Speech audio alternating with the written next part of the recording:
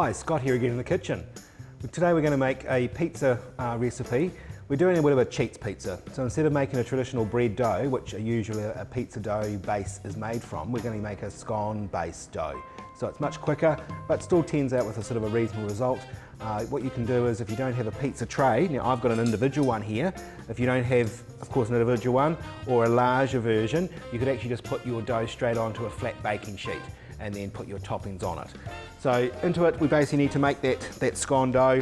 So into my bowl, I'm putting 1.5 cups of flour, 3 teaspoons of baking powder, and a good pinch of salt. And then to that, I'm going to rub in the softened butter. Now again, this is just a traditional scone recipe. So if you've got your own scone recipe that might use self-raising flour, then just make it.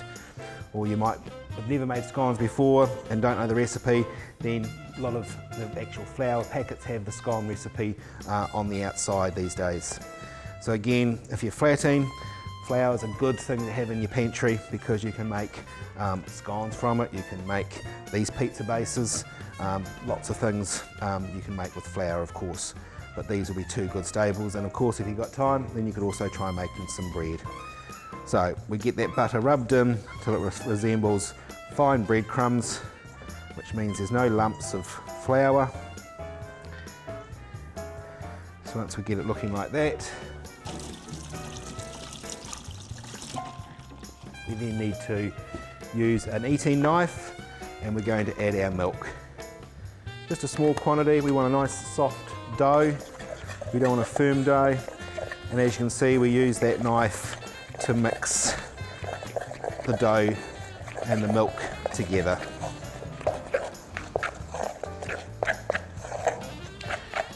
So once it starts to come together, you can remove the knife, get your hand in there and bring the dough together, getting all the mixture off the bottom of the bowl. So of course, this is a scone recipe now, so you could actually just bake it into, cut it into pieces and put it onto a tray and bake it in the oven, 200 degrees for about 10 minutes. But what we want is just to use it as our base. So I've got little individual pizza dishes here. So taking a ball or so of dough, you want to put that into the center and press the dough out to the edges. So you still can buy large pizza round dishes, so if you've got one of those or can get one of those, you can make a large one, or as I said, if you don't have one, then just press it straight onto your baking sheet or a baking tray.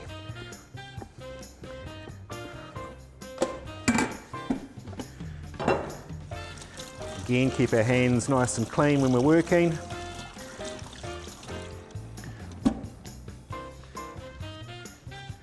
So now to that, we're going to add some tomato paste as our base. So just spoon that on and spread that around.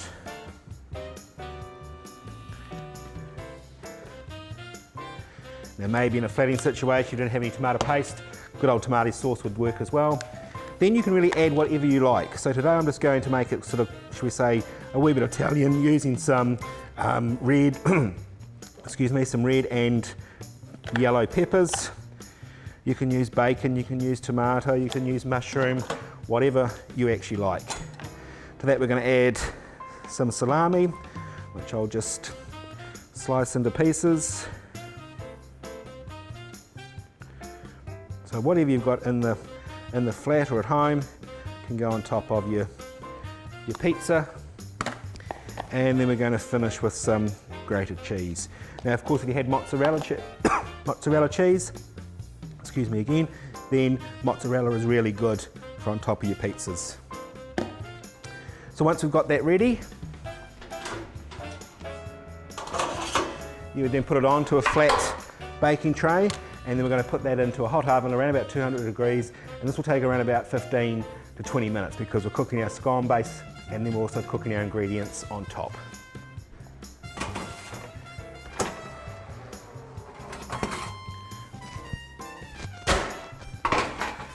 So they can come out of the oven,